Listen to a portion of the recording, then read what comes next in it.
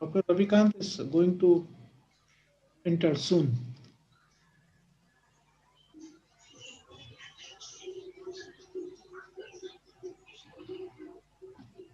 Seren, can we start? Yeah. Yeah, we are on. Okay. Yeah. I could see. Okay. Good evening, everyone. Welcome to the 6th edition of Spice Route India Classroom. So this is the series of case presentation which is done by postgraduate trainees all over India, representing different institutes. This time is hosted by Spice Route Uttarakhand. Uttarakhand State Chapter is headed by Dr. Santosh. He is the head of the Department of Family Medicine and Community Medicine at AIIMS Rishikesh. And the speaker for today is Dr. Ashutosh. I welcome all of you to this session.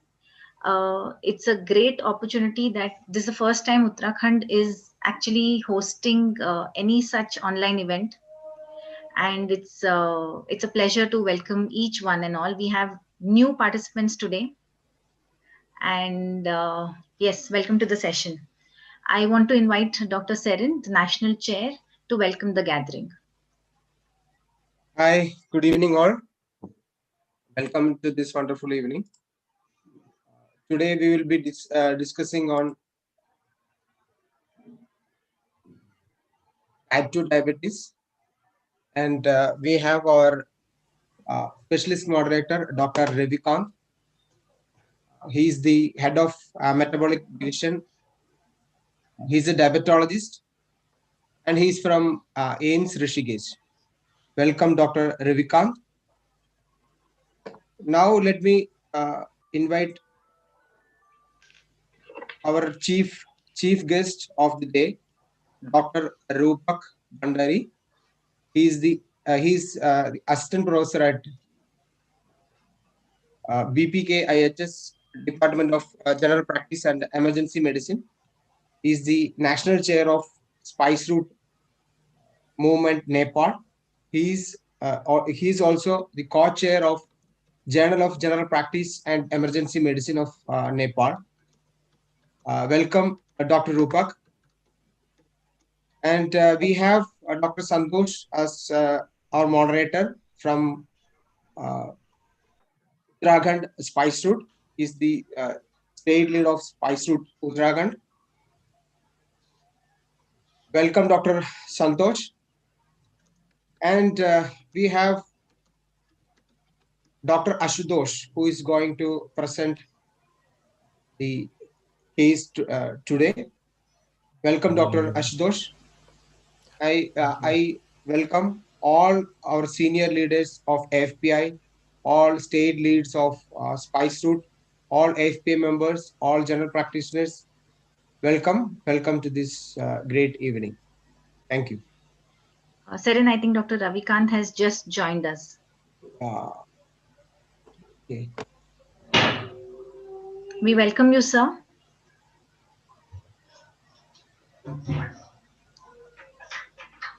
Okay.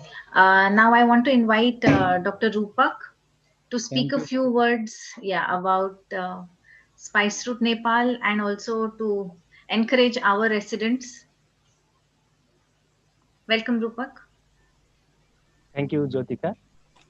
Good evening and namaste, everyone. I am Rupak Bhandari.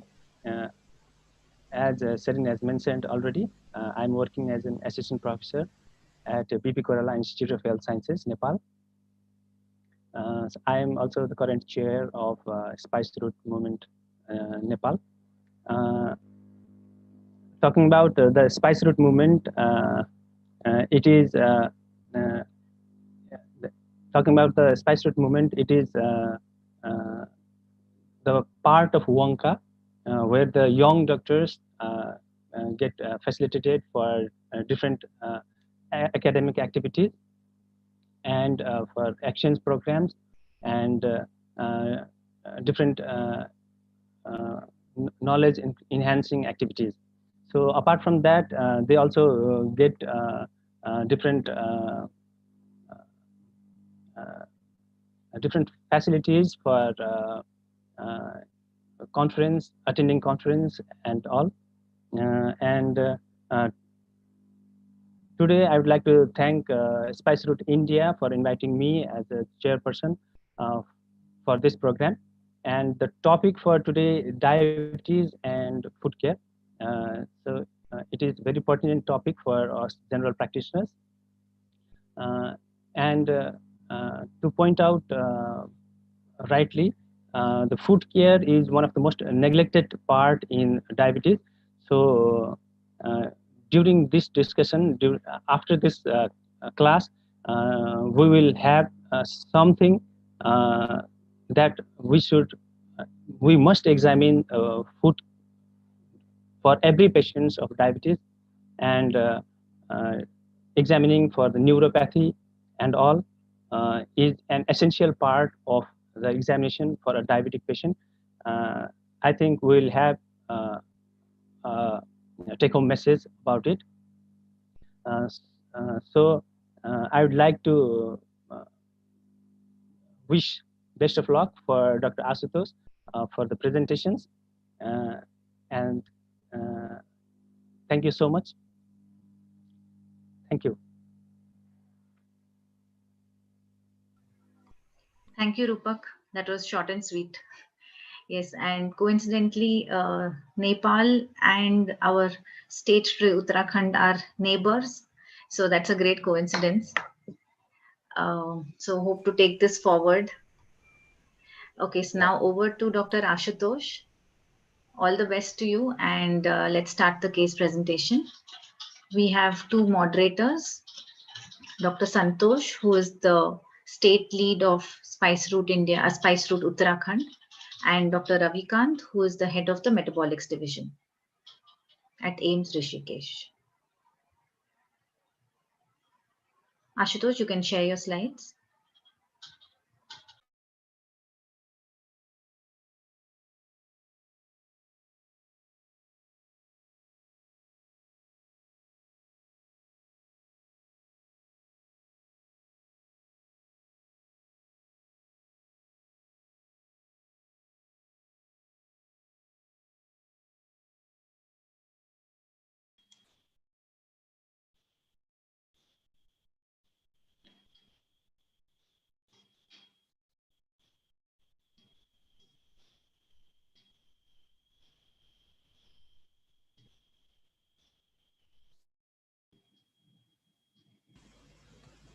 Okay.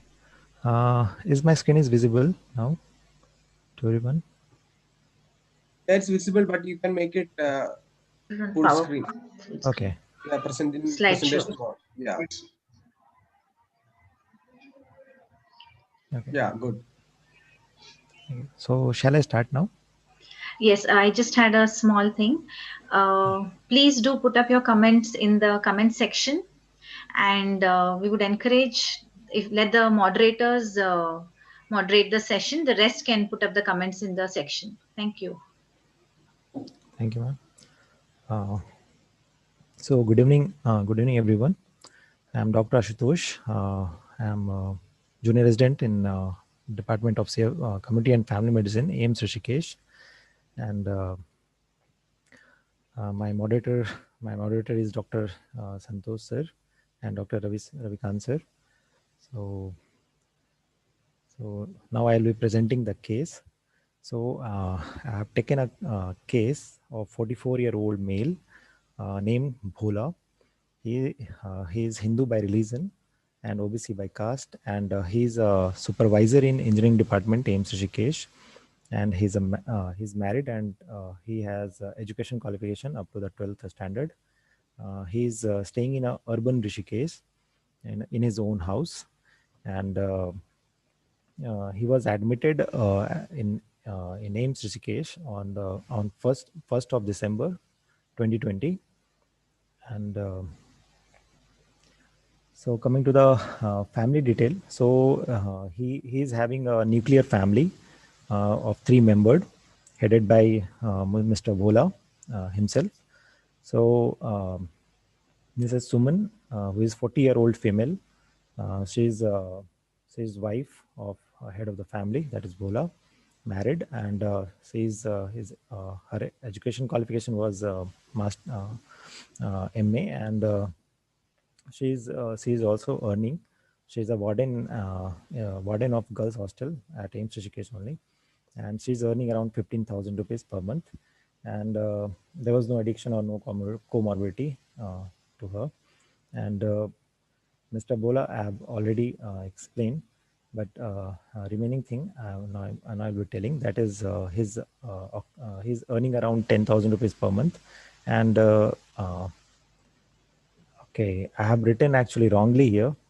I didn't see the this comment. Actually, he is having addiction of. He had addiction of alcohol drinking, then smoking, as well as currently now he's chewing tobacco also for last around 25 years, and he's having comorbidity of type 2 diabetes mellitus. And Mr. Ronak, who is 13-year-old male son, and he's studied up to 6th standard, and other findings were nil. And so per capita income of the family was 8,333. So it was as per the BG Prasad classification. And out of pocket expenditure, so he was expending around 5,000 rupees per month for his treatment, Mr. Bola. So then vital events in his family. So history of death of his mother, means patient's mother, due to renal failure, which was one of the caused due to diabetic nephropathy. And history of death of his father due to cardiovascular accident, and he had also history of diabetes. Then chief complaint of the patient. So he had he complained that multiple wounds on left foot for 2 months and swelling on the left foot for 16 days, which was started on 24th of November 2020. He was admitted on 1st, and swelling of left foot started on 16 days. Actually, I took this case on the day of discharge. That was 10th of December. So from that day, I have written this. Then history of present illness. So multiple wounds on the medial and plant aspects of the left foot for the 2 months. And it was associated with pus discharge and foul smelling, and not associated with pain and fever. Then swelling of the left foot for 16 days, which was insidious in onset and progressive. It was pitting type, then extended up to the mid portion of the left leg and associated with loss of sensation on for touch and pain. Then history of past illness. So patient had history of diabetes or type 2 diabetes mellitus for 12 years, and history of wound on uh, uh, right foot first toe for the 5 months ago, which was healed after the 2 months of treatment. Then history of debridement of left foot 1 month ago, and history of tingling and numbness for 1 year. History of loss of touch and pain sensation for last 6 months, and history of blurring of vision for last 1 year. Then history of loss of 8 to 10 kg of weight in the last 1 year. These were the significant past history. Then treatment history. So history of irregular intake, or there was no intake of any anti-diabetic medicine, any oral hypoglycemic or any injectable medicine for last 11 years from the day of diagnosis. So patient was actually diagnosed in a sub-district hospital opportunistically. He went for a minor, I think, cyst on his back, and at that time he was diagnosed diabetic opportunistically. Then history of regular intake of oral hypoglycemic agents and injectable anti-diabetic medicine only for the last 1 year. So he was on tablet tenligliptin 20 milligram once in a day for last 1 year, and tablet metformin, which was mixed with the glimepiride. He was also taking this tablet once daily, and he was on insulin glargine which was he was on, and he was taking 12 units subcutaneously at after 1 hour after the meal at night around 10 p.m. And injection, this one human insulin, regular. That is, he was taking 3 times a day, morning, evening, and before dinner. 30 minutes before all this 3 times, he was taking this insulin. And family history. So history of type 2 diabetes mellitus to both of his parent and siblings. Actually, siblings were not staying with the patient, but there is a history of type 2 diabetes mellitus to his elder brother and sister, and to his father and mother. And history of death of I have already told this. And personal history. So he's a vegetarian, and hygiene was not maintained. Sleep was reduced for reduced, and it was only for 4 to 5 hours per day. But bowel and bladder was regular.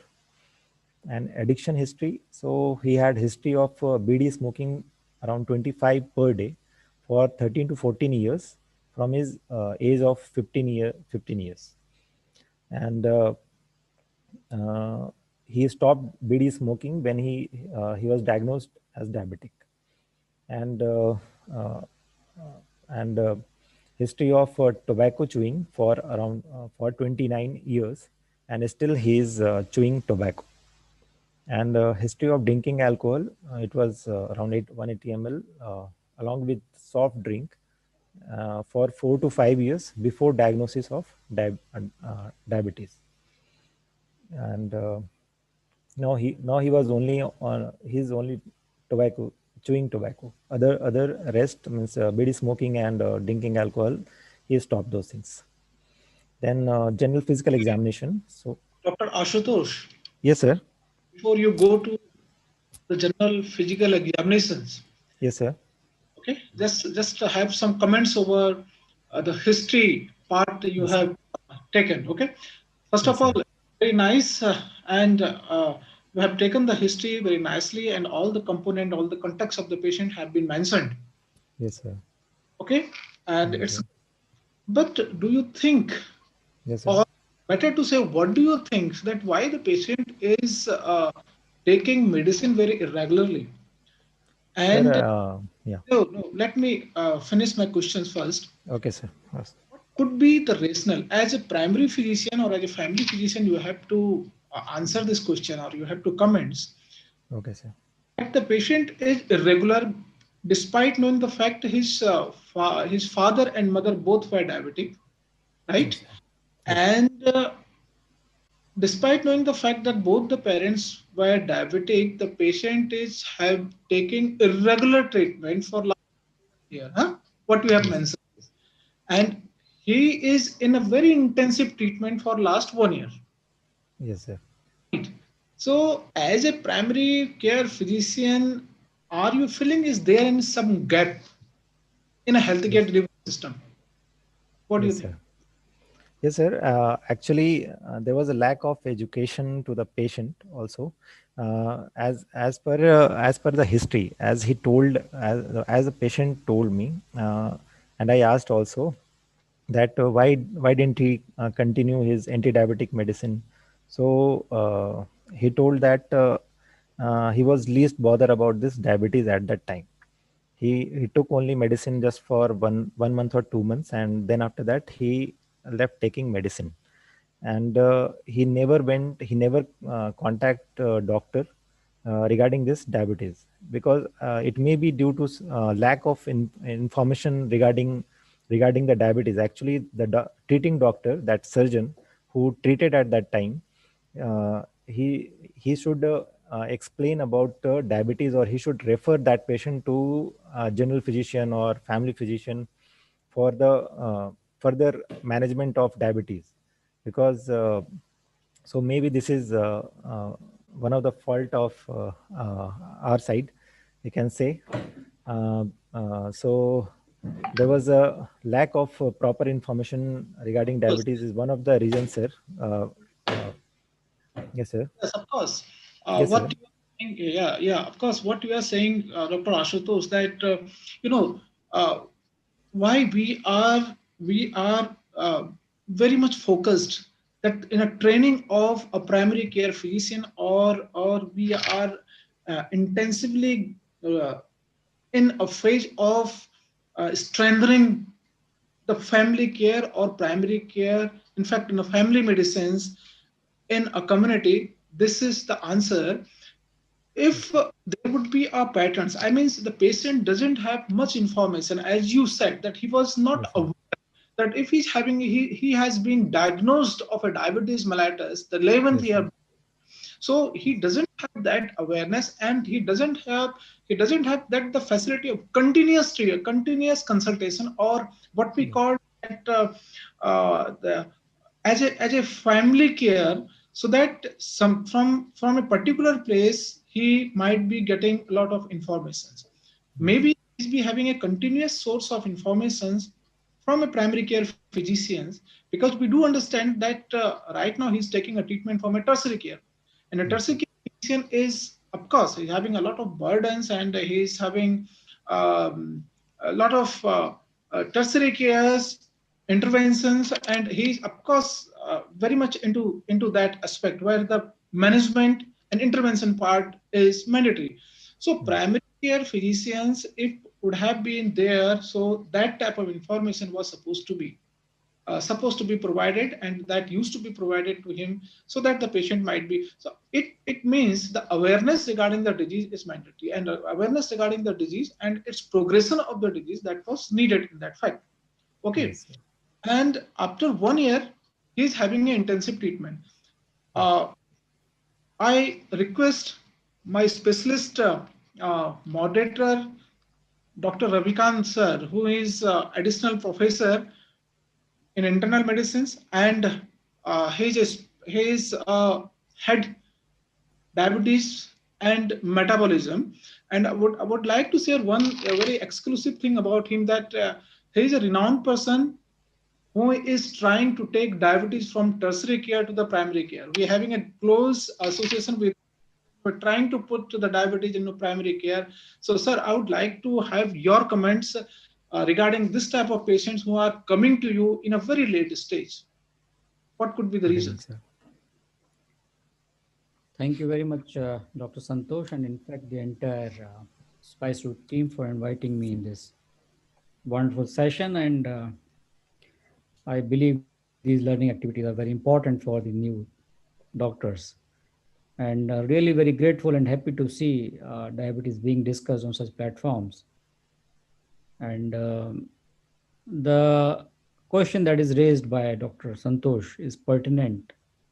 Why the patients are coming so late to us? And in fact, the answer lies in the community participation in the care of diabetic patients. Basically, if we go by our guidelines, recent nice guidelines has given a very robust model of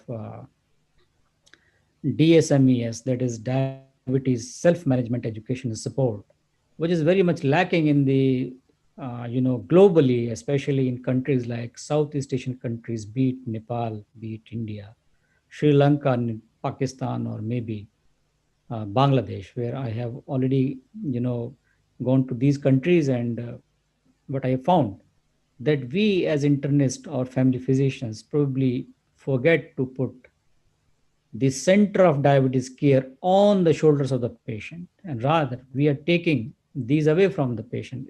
In fact, they are the rights of the patient, that they should know much more about their disease itself, and of course the way forward, how to take care of them in a timely manner, prevent the complications like diabetic foot, and of course when to contact a family physician or a primary care physician, or of course an internist in a primary, secondary, or tertiary level hospital.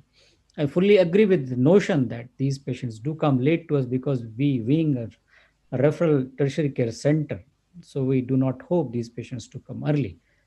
But the answer to reduce the prevalence and the incidence of such occurrence lies only in diabetes self-management education and support. So this is the high time when we should build up the leaders amongst the diabetic patient, as we have done in our diabetic clinics, that you have to bring up and develop leaders among these diabetic patients. So for example, this is a next case of diabetic foot.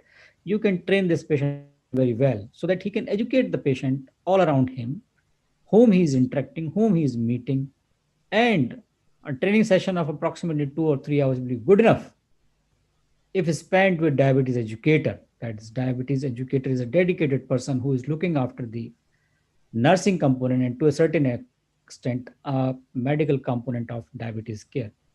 We have already trained so many diabetes educators at our center, and we are happy that most of the diabetes burden has gone from doctors to basically these nursing officers who are diabetes educators.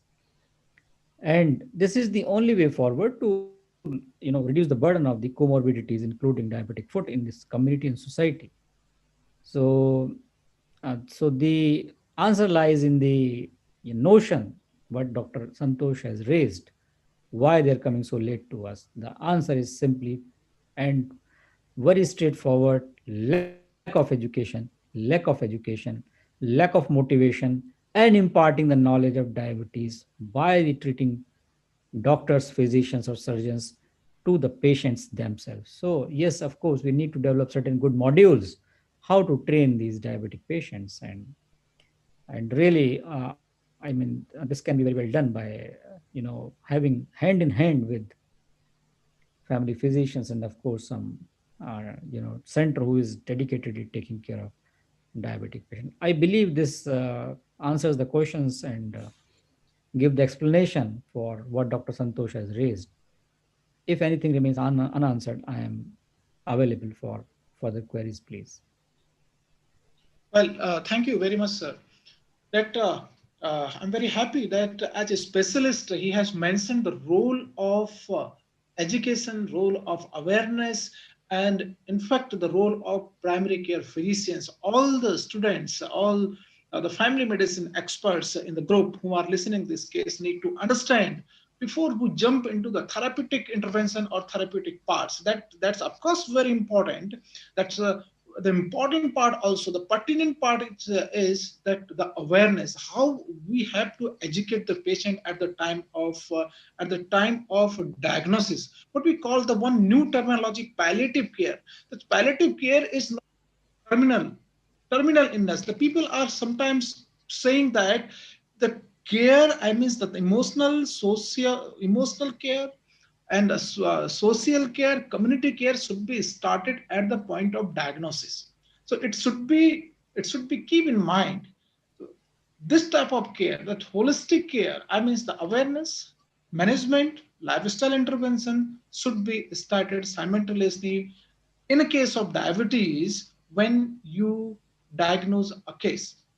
So that's a lots of things, and I'll be very. We are expecting a lot of things because our specialist moderator, Dr. Ravikant, is here to answer a lot of questions. Now we have another part of case, the examination. Let's see what Dr. Asutosh is going to tell us regarding this case with diabetic foot. Yes, please. Okay, sir. Thank you, sir.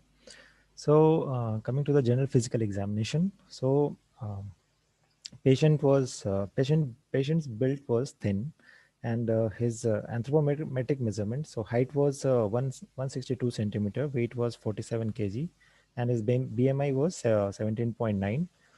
Then I'm telling only about the positive finding. So pallor was present, and there was edema on left foot, and it was spitting type. Then his BP was 126 by 80 millimeter of Hg, and radial pulse was 94 beats per minute. It was regular, and there was no radiofemoral delay, and respiratory rate was 18 per minute, and temperature was also normal, so 98.4. Then coming to the local examination. So as a as on examination, we found that there was multiple ulcers on medial and plantar aspects of the foot. So on inspection, so especially ulcers on the medial aspect of the left foot. So it was healing type, but it was punched out and with the regular border, and it was measuring around 10 into 4 centimeter, and the floor of the ulcer has healthy granulation tissues and some areas with the dead tissues. So it was now healing type, uh, and edges were reddish with the granulation tissues, and but there was some serous discharge there. Then ulcer on plantar surface of the foot. There was one ulcer, which was a spreading type and punched out type with a regular border, and it was measuring around 3 into 3 centimeter. And the floor of the ulcer was covered with sloughs without healthy granulation tissues, and edges were edematous, and there was pus discharge from there. And on palpation, so actually, I didn't write especially here. Palpation of this medial aspect of the ulcer, this side. So so it was non-tender because of his diabetic neuropathy, and base was firm, and but overall this area where on palpation it was warm, and pitting type of edema was there on medial aspect of when I pressed this medial aspect, then it was pitting type of edema I got. And feeble pulse on palpation of dorsalis pedis artery, and popliteal and femoral artery pulsation were present. Then coming to the systemic examination, so respiratory system, CVS and per abdomen, all the findings are within normal limit. And on central nervous system examination, so motor findings were within normal limit, but there was a loss of sensation of for the touch and pain on the left foot especially. Then I'm Dr. Ashutosh. Yes, sir. Before you come to your diagnosis, could you please come to your previous slides? Yes, Okay. sir. Yes, right. So you have mentioned that feeble pulse on palpating dorsalis pedis artery. Yes, sir. You have palpated all the artery? Yes, sir. Lower limb arteries I palpated, and radiofemoral delay Could you also. please explain? Could you please explain other arteries what you have examined in this one? You should be Yes, feel. sir. Yeah, especially, sir.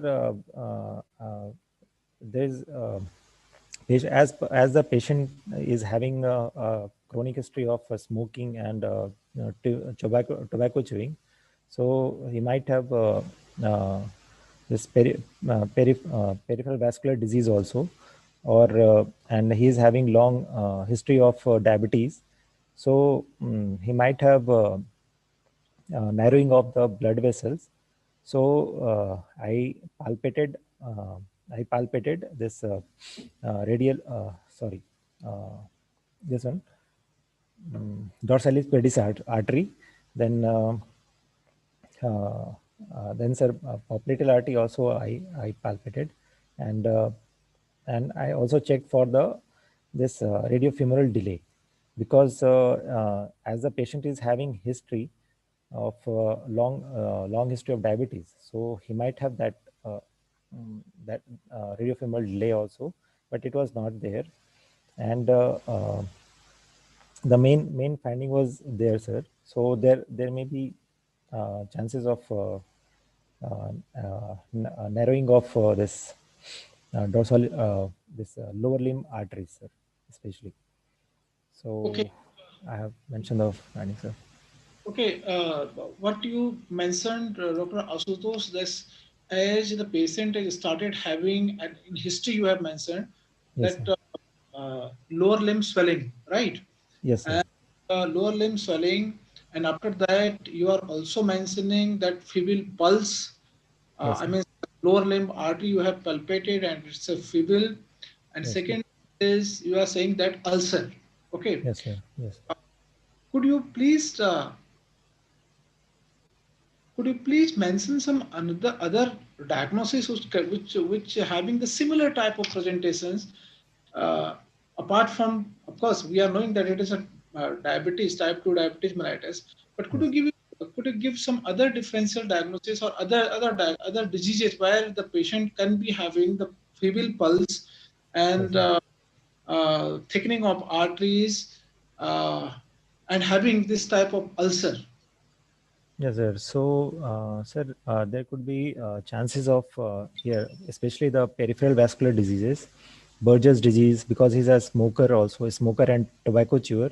So, Yes. Burgess disease could be there. Then, uh, uh, and he's having, sir, type 2 diabetes mellitus and chronic history of diabetes. So, he might have uh, yeah, Burgess disease. Someone is writing. Uh, Sir, so other than that, sir, osteomyelitis can also occur because in diabetic patient it is common, sir. Then venous ulcer or arterial ulcer can also be there. So these are my, sir, differential diagnosis for this patient. Okay. Thank you. Uh, because what do you think that any patient of diabetes, Yes, sir. when we should think about that the patient might be having the arterial thickening, or of course one thing is that if a patient of diabetes is going barefoot, and of course the sensation are less, Yes, patient sir. might be having a diabetic ulcer. Okay. Yes, sir. Second thing is that it is not always that the patient is having first the arterial thickening, Yes. arterial sclerosis, and after that the patient may that is sometimes that is called the arterial ulcer also. Yes, sir. So right now the ulcer, it may be due to because of the arterial closures or arterial Yeah. sclerosis. So in a case of diabetes mellitus, when we should start uh, screening the artery, I mean, if we screening the arterial flow or venous flow, I request our respected specialist, Dr. Abhikant sir, because he is a physician, he is a diabetologist who start from primary care to tertiary care. In fact, the advanced diabetology. So, sir, at should what do you think? Should we start making a color Doppler or screening the arterial thickening or arterial opening at the initial time of diagnosis of the disease, or at what level we have to think about that uh, arterial thickening, sir, in a case of diabetes? So it all depends on what you expect from your patients, what you want to give to your patients. So, for example, if you want to have a preventive mode, then of course, every follow up visit, you must stress again and again on diabetic foot care. Basically, that is the key to prevent so many lethalities and morbidities, and of course, adding the quality of life to these patients. Losing limb is only a you know tip of the iceberg, but the quality of life that these patients lose has a huge impact and bearing on their day-to-day activities, as well as professional, as well as working environment. So to be more specific, if you identify even a small ulcer on a diabetic foot patient's foot, the chances of developing another foot in other foot or leg is 50% over next 6 months. So that should be an alarming signal to a clinician whosoever is examining the patient. It's not a light thing that he should take.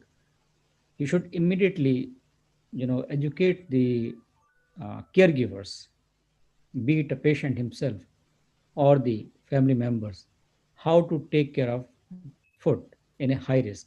Of course, every diabetic patient is a high risk patient, and you need to emphasize the need of daily foot examination, a mandatory schedule of every diabetic patient before going to sleep. This simple exercise will, of course, prevent so many diabetic foot in a year or so. And of course, what the key components of diabetic foot examinations is, two things are very important. For female, ask them to remove all the ornaments from the foot. In Indian or in Nepal, the females are fond of wearing bichia and pazev, that we call So most of the time, you will be trying to find out the cause of diabetic foot, where from it is arising, and the culprit is these ornaments basically. Repeated trauma or micro trauma by these ornaments, they do create an environment where these bacteria and other infections, they flourish and ultimately leads to a huge diabetic foot ulcer. And in males, it's of course, smoking is one very important contributing factor, but at the same time, ill-fitting shoes or slippers in both males and females, they contribute. So it is not the diabetic foot that you should look into. It is, of course, the footwear that you should look into. Because by and large, most of these diabetic foot, they arise from irregular surfaces or repeated micro trauma and not giving much attention to the footwears. Ask the diabetic foot patient to see the foot in mirror more than he is looking his face in the mirror. That is the key message. If for a single time he is supposed to see a body part in the mirror, it is the foot that he should see. And there are special mirrors available in the market to examine the plantar surface of the foot. So ask every diabetic patient to clean the foot every night before going to sleep, dry it, mop it, wipe it, and interdigital space examination. Of course, plantar surface examination with the help of a mirror and temperature charting must be seen and recorded. This is the only method by which you can prevent occurrence of advanced diabetic foot ulcers, and hence you can, of course, prevent amputations. So this is where the primordial and primary prevention of diabetic foot lies. Now coming to the second part of Dr. Santosh's question, that what should be the next modality, whether go for vascular Doppler or some other modalities. To add to my discussion, I will first emphasize on the family physicians the mnemonic of VIP's foot examination. The V stands for vascular insufficiency. You can very well take it with the help of detailed clinical examination of major vessels. This is 2 second test. Put your three fingers on the radial artery and three fingers on the dorsal spidus artery. The moment they are palpable, it means you are not contemplating any major vascular insufficiency. Second thing is, yeah, of course, take the ankle brachial pressure index, take the blood pressure in the ankle and also in the upper arm. And the moment you find this index is less than zero 0.8, it raises this strong suspicion that probably you are dealing with a mild atherosclerotic vascular disease, or the patient is having a mild stenosis in the arterial supply. And the moment it is less than zero 0.5, you must be very much alarmed. And that is the point when you should subject these patients for arterial Doppler. Before that, mild to moderate arterial insufficiency can very well be tackled by a meticulous examination and noting down the ankle brachial pressure index in every diabetic patient. And of course, you must try to have ABPI or detailed foot examination once in a year, or if the patient has suffered from diabetic foot, every follow-up visit must be considered for a diabetic foot examination in detail by a physician, by a nurse or diabetes educator or a diabetic assistant. All can do this foot examination. So, of course, the vascular Doppler is a viable modality to diagnose arterial insufficiency, but at the same time, a judiciously done clinical examination is much, much more sensitive and better in preventing diabetic foot ulcers and further amputations more than the vascular Doppler does it. Now we have handheld vascular Doppler, which is not costing much, costing approximately 40,000, 50,000 rupees. And this is a clinical practice. The moment you find that you have a diabetic patient, immediately put the probe on the dorsal spidus or other major vessel and just have a knowledge about how are the waveform looking like. So these are the extensions of clinical examination. So detailed vascular examination or by ultrasonography or else by colored Doppler is important, but yes, these handheld vascular Dopplers can very well be taken care by diabetologists, family physicians, residents, nursing officers in our diabetic clinic, or the Center of Excellence in Diabetes Care that we are leading. The diabetes educators are basically doing all these exercise, and they're coming up beautiful graphs and readings that what are the you know readings coming out of these patients.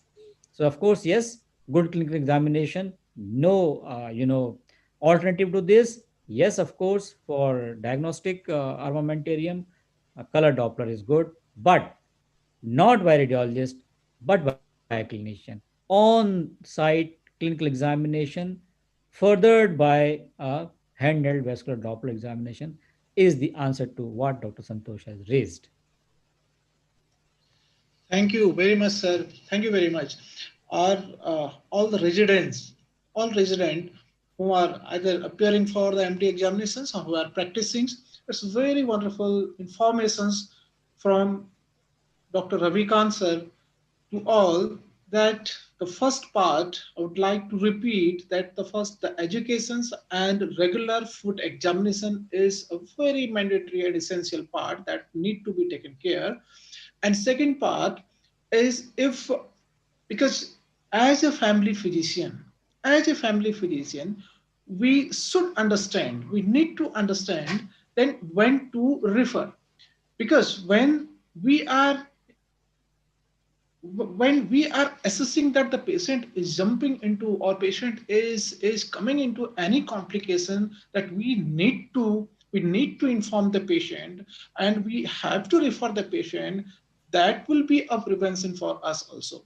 So at least, as Dr. Ravikant very clearly said, that the three finger test at the dorsalis pedis, if we are putting, if you are feeling that pulse over there, if there is any radiofemoral delay, or if any feeble pulse over there, that at least first during the examination, these are the eye raging sign. After that, ABI, ankle brachial index, if it is more than zero point 0.8, again it is a very alarming, or in fact a very high. It means in fact there is a thickening has been started, and at the zero point 0.5 it is an alarming situations.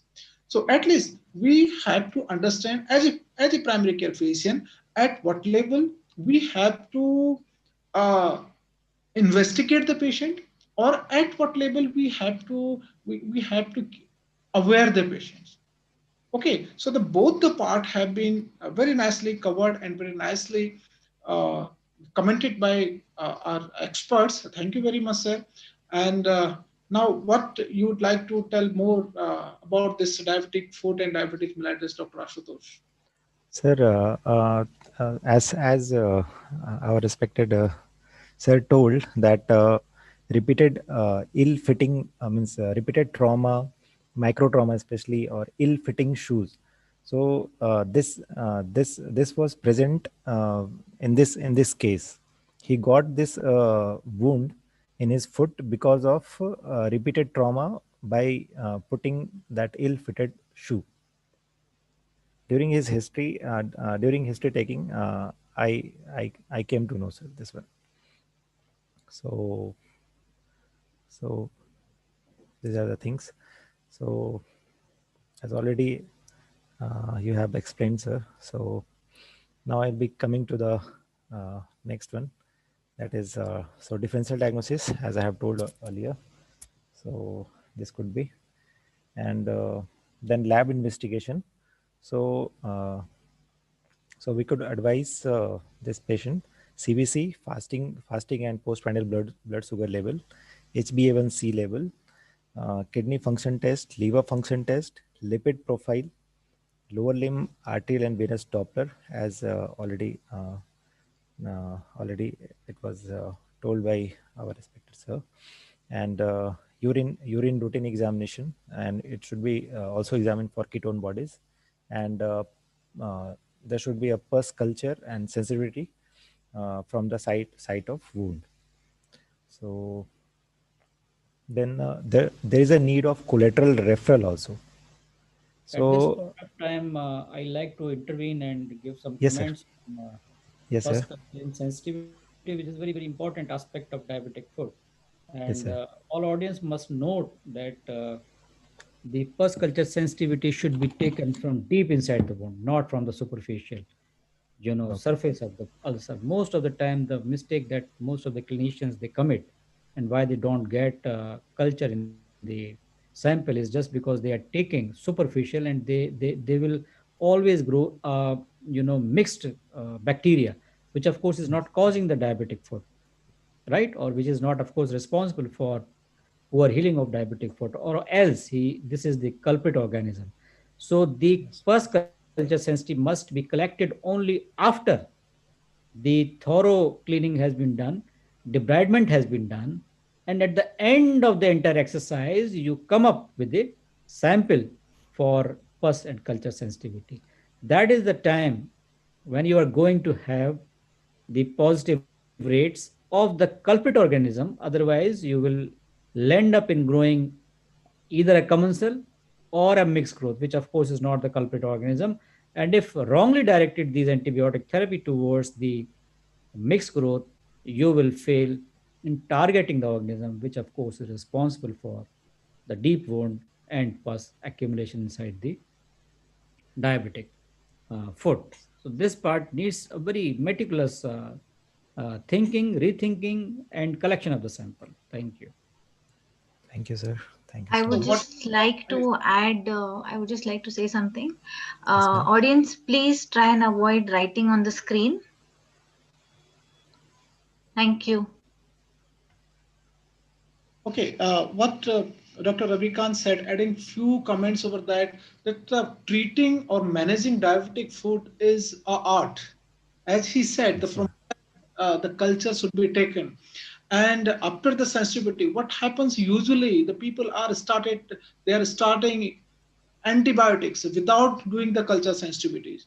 So if they are starting and without the culture sensitivities, that sometimes the antibiotics are not effective, and in fact if it is not being affecting and not giving a good impact over that the pathology of the diabetic food, so again it is this is the serious grievances has to be faced by the patient. The diabetic food or ulcer may not be healing at the timely as it should be.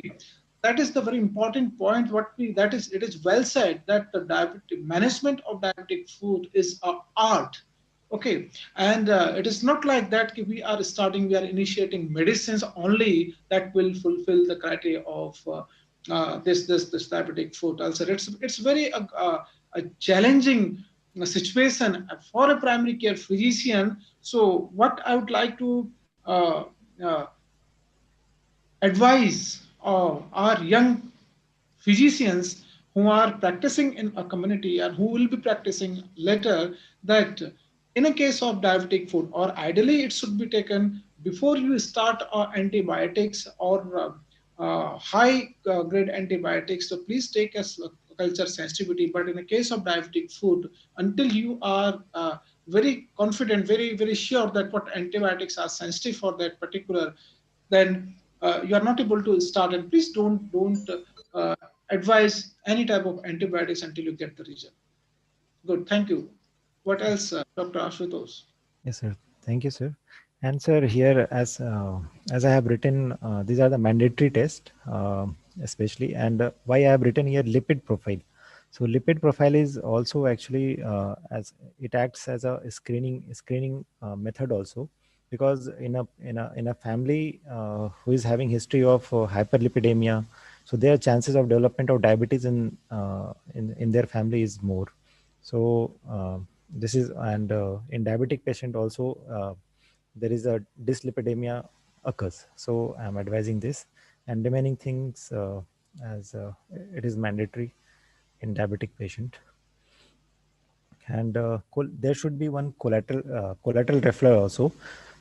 So we need to refer the patient to surgery department for the diabetic foot care, means for the caring of the wound, and department to ophthalmology, because patient had history of blurring of vision for last 1 year. So he might have developed some retinopathy, So I'd like to refer that patient to ophthalmology also, and department of orthopedic, because there could be a chances of osteomyelitis. So these three departments should be consulted. And coming to the prevention part and the mode of intervention, which is the most important part here, and we have already discussed so many things, but again I will tell the remaining things. So level of prevention, as we know, it is primary, secondary, or tertiary level, and we can do this at the individual level, or at family level, or community level. So at primary and individual level, so we can advise patient for strictly stick to the diabetic diet. And we know, as we know, diabetic diet, it should be the means the food which are having low glycemic index. That food should be taken by the patient. Then fiber rich diet, then low carbohydrate, low fat diet, especially saturated fatty acid should be reduced. Means it should not be more than 10% in his total fat intake. Then small frequent diet, as we are advising in diabetic diet. And uh, there should be we have to advise also about the brisk walk, especially for 30 minutes, uh, at least for 5 days in a week. So if a patient is doing brisk walk or moderate physical activity, then it will be good for the patient. Then we have to also advise wear a good shoe. It should not harm the foot, so it should not be ill-fitted shoe. So, but we have to advise for the for wearing the shoe, so it will prevent the foot trauma. And we have to advise also cut nails, then maintain the personal hygiene. And because if a diabetic patient, if he will not maintain the personal hygiene, he can have a dermatophytic infection. So as we know, this tinea infection is very common among the diabetic patient, and even this candidal infection. Then self blood sugar monitoring is also very important part. Then as here this patient was chewing tobacco, so he need to stop tobacco chewing also. And other things, especially we have to advise as a primary level of prevention. If a patient, if a person or any patient is taking alcohol, or then that should be also stopped. Then at family level, what can we advise? So there's a need of taking care of the patient, especially the diabetic diet, because family, especially either mother of wife or sister, that they are usually cooking, and they need to take care of this diabetic diet. And there should be patient, whether patient is taking medicine at a recommended time, and so that should be also taken care by the family members, whether he is taking medicine timely or not, because it is also must to prevent further complication. And there should be also emotional support to the patient. So at family level, these things could be there. And at community level, there should be a health education to the community regarding this diabetes prevention and control. So it should be very means it should be at a very prominent at the community level. Then only we can prevent diabetes, and we can reduce the prevalence and incidence of diabetes. Then at secondary level, if we are able to diagnose diabetes and treat, if we can treat, then it will be good. So by doing the screening, especially among the high risk groups, or who is having the family history, or who are overweight or obese, among them, if we are doing screening test, then just by using the glucometer, if we are checking their blood, random blood sugar, that is all, that should be also beneficial for the patient and family also. So it should be there. And if a patient is having a high risk of development of diabetic foot, then there should be there is one term, that is total contact casting. So we can do that. And at family level, we can screen the screen the family, all the family members where the history of diabetes is there. And at community level, we can screen the high risk groups or high risk people, and we can initiate the treatment earlier so that we can prevent the complications. And tertiary level, if there is as we know, we have to for the disability limitations and rehabilitation, we have to do here if any complications happen, like amputation of foot and providing artificial limbs to the patient. Then so these are the medicines now which patient was prescribed during the discharge. So patient was on tablet 10 gliptin 20 milligram once in a day. And Uh, yes sir. Dr. Ashutosh, Yes sir. sorry to Yes sir. over here. Ah, sir. No Uh, problem. Actually, our expert, Yes sir. actually specialist moderator, Dr. Ravikant, has to uh, go somewhere to attend some another very important session. Okay. So I request Dr. Ravikant sir, sir, would you like to give any uh, exclusive comments regarding this case? Because as finally we have came into the treatment part. That means we are at the end of this presentations. So any comments from your side regarding this case before you are doing bye bye. Actually, the way you are answering our question, we have a lot of enthusiasm, and you have created a lot of interest. I was about to ask you a lot of questions on behalf of all the participants, of on behalf of all the residents also, but you have to go. So, sir, about the complications and about this treatment, I would like to have your final comments, sir. Thank you, Dr. Santosh. I am really very sorry to leave in between, although I am also equally interested to continue. Sir, your voice is But very low, sir. Your voice is so low, am I sir. audible now? Am I audible? Am I Voice. audible? Yeah. So I am really sorry to leave in between, but I think we have very important international symposium going on at 8 o'clock onwards from some European countries. So going by the case, what Dr. Astosh has prepared and how to go about it. The clinician must see the color of the foot, number one. If the foot is color of the foot is pinkish, this is of course a neuropathic ulcer. It is not a vascular ulcer, which is in this case, yes, of course, neuropathic seems more than vascular ulcer it is. If the color is dusky or not up to the mark or darker than the rest of the body, it is definitely a vascular ulcer. If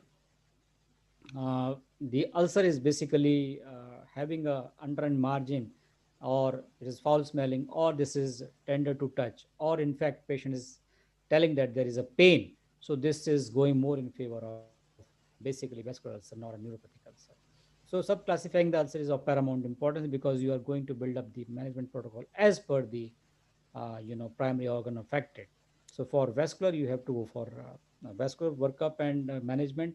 But by and large, in later stages, both the components are equally present in most of the cases. My take-home message for the family physicians is the requirement of antibiotics, if at all, in patient with diabetic foot is rarely felt in tertiary care hospitals like ours.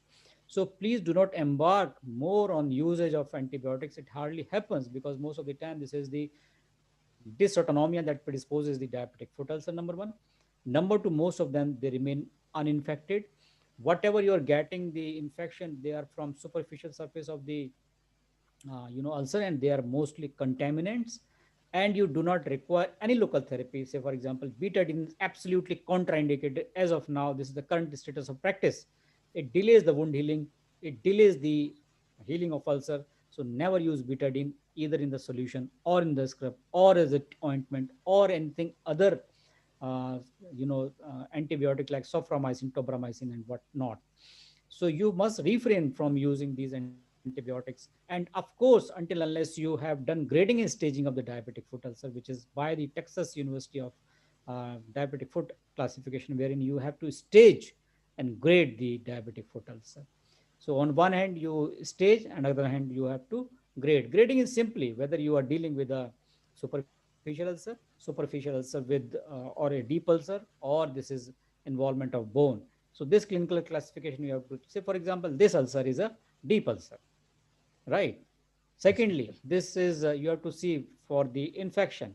This seems infected, right, at the very beginning. So you have to use a very mild antibiotic, that is, and absence of systemic manifestation like fever. This connotes that this is local infection. So you do not require very huge, heavy antibiotics. And of course, the offloading by appropriate using of prosthesis and orthotics makes all the difference in management of diabetic foot ulcer. If at all there is any query, please come forward with your answers to Dr. Santosh. I will be more than happy to answer them, maybe by personal email or personal communication, or maybe sometimes later whenever these sessions are there. So at this point, please excuse me for leaving in between, but I am helpless, and my sincere apologies to the participants who are there. And thank you all very much for inviting in this wonderful session. Thank you. Sir, Thank you, Dr. thank you so Ravikant. much. Although you had to attend the other session, you have actually joined us. Maybe if there are any queries, we could forward it to Dr. Santosh and it could be taken from there. Yeah, of course, I am available, Yes, sir. Thank yes. you. Thank you Thank so much, sir. Thank you. Thank you, sir. Thank you very much, sir. Sir is always with us for any queries related to the diabetes. So I request Dr. Asutosh, please continue. Yes, sir. Okay, Just sir. one thing, Yes, can ma'am. we wrap up the case presentation in 5 minutes and then another 10 Yes, ma'am. minutes for discussion? Yeah. Yes, ma'am. Yes. Yes, ma'am. It will take just 5 minutes. So now I'm going to tell about the treatment what now patient is taking. So he was on tenligliptin 20 milligram once in a day, uh, tablet metformin with glimepiride and voglibose. He was taking one tablet daily, and injection Lantus. It was its dose was increased from the previous one, so it was 18 unit subcutaneously at 10 p.m. And it was to continue, and injection regular human insulin. So it was 3 times a day, 6 unit each time after before having 30 minutes before having the meal. And he was on tablet Trimipil 2.5 milligram once daily, and tablet aspirin 150 milligram once daily, and atorvastatin 40 milligram once daily, and tablet clindamycin 600 milligram twice daily for 4 days, and tablet amoxicillin with clavulanic acid 1 gram twice daily for 5 days, and tablet silostazole 100 milligram twice daily, and multivitamin once in a day, and tablet nortriptyline with pregabalin and methylcobalamin uh, for once in a day, and antiseptic wound dressing daily. Then take home message. So diabetic could be prevented by maintaining the healthy lifestyle, and the complications due to diabetes could be prevented by self-care and regular health checkups. So we have to take care of these things. So thank you so much.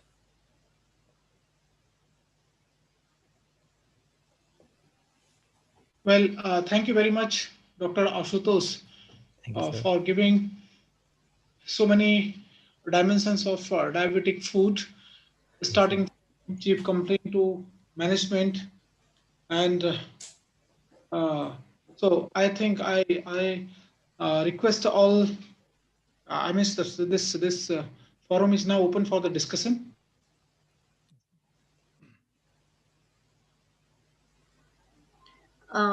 Ashutosh, one is Yes, you ma'am. can stop the screen sharing. Okay, ma'am. Second, there was one question in the chat box. What Okay, ma'am. about the web spaces of that foot? And Was it infected? Was it clear? over to Dr. Ma'am, Jyotika. during actually patient was I met that patient on the day of discharge, ma'am. So at that time he was on daily wound dressing. So it was web space was clear, ma'am, because it was taken care by the surgeons. So it was But there was clear at that no time. wound, pre-existing wound. Pre-existing wound, ma'am, he started getting those wounds around 2 months ago, ma'am, from the date of admission. So first wound he got just below the great toe of the left. Yeah, I meant the web spaces were clear. There was no wound in the web spaces. At that, when I took examination, I did the examination, ma'am. At that time, it was clear, ma'am. Okay, okay. Yes, ma'am. Why this question was Dr. Ashutosh was asked because the web space is the commonly Yes, affected sir. in a diabetic Yes, sir. patients. Okay, Yes, sir. and this is a very important to check the web space.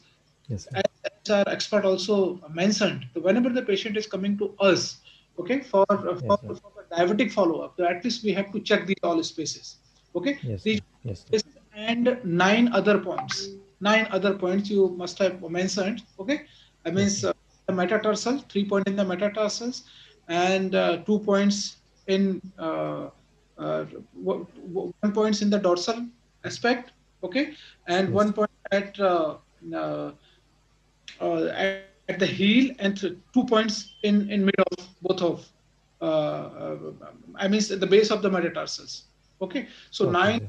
9 to 10 points has to be examined, but the most important is the web space that has Web to be space. Yes, sir. commonly Yes. affected. Yes, sir. Yes. Yes, Dr. Hemant.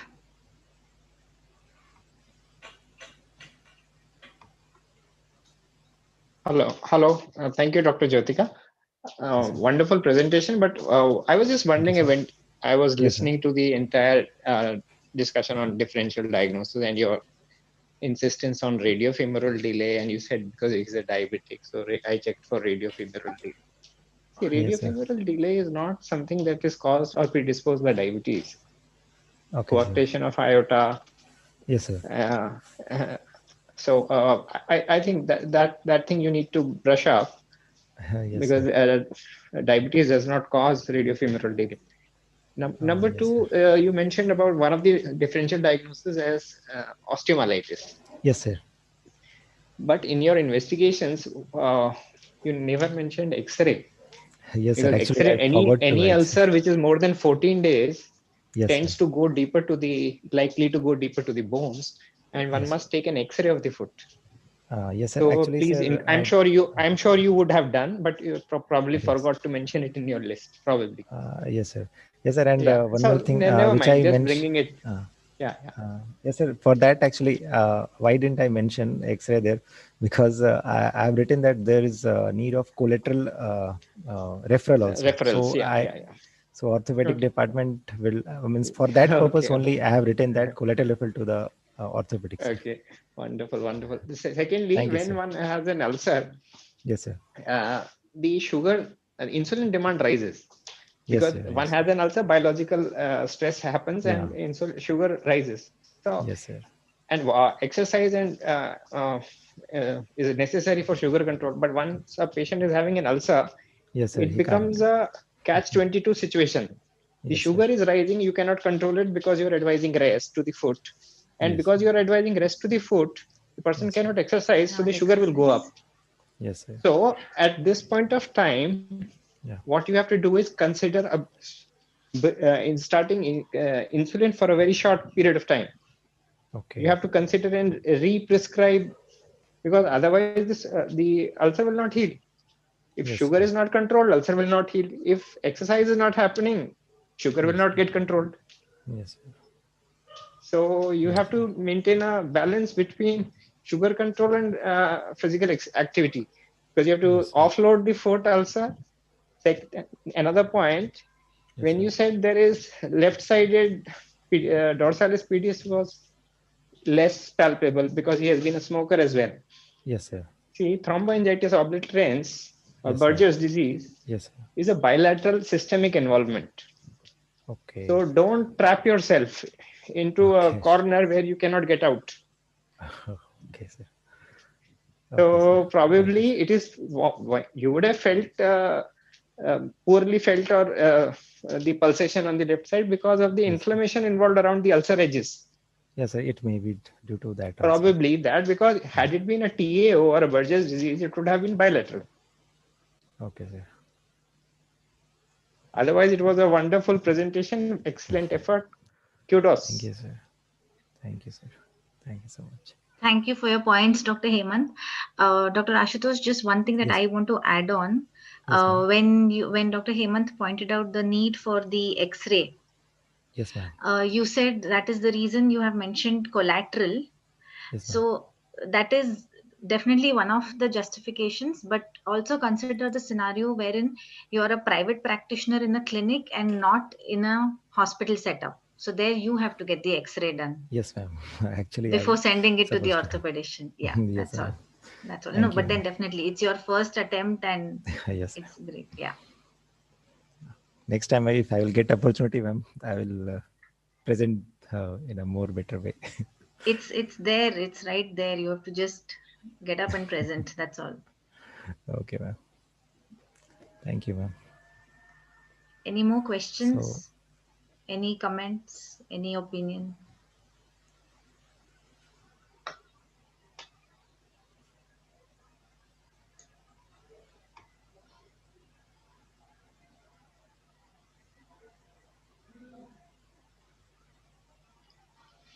Okay, if nothing is so there, maybe we'll wrap up the session. okay, ma'am. Thank you so much, Yes. ma'am. Yes. Thank you, Dr. Ashutosh. Great first attempt, definitely. Thank you, Thank Dr. you, ma'am. Santosh, for taking the lead. And now I hope Uttarakhand will come Thank up you, sir. with more case presentations and more active participation. Thank you. Thank Thank you. you to, yeah, do convey our thank you to Dr. Ravikant as well. Yes. And thank you to all our participants. Do spread the word. And yes, you can also view this case presentation on our YouTube channel for further reference. And you can also share this around. And definitely, thank you, Rupak, for joining us today. Thank you so much. It was indeed a wonderful presentation. I'd like to congratulate Dr. Ashutosh. Thank you, sir. Sir, any comments, sir, from your side? It was a wonderful presentation. I think it was the first presentation, but indeed Yes, sir. it's wonderful. And Thank you, thank you sir. especially